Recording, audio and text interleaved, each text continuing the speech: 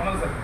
யுவராஜ் பைக்ஸில் பாருங்க யாருக்குன்னா Honda deo 2018 model single owner 43 ரூபாய்க்கு டெலிவரி கொடுக்குறோம். வண்டி பக்கா கண்டிஷனில் ரேட்டுக்கு ஒரு இதில் கம்மியாக கொடுக்கலாம்.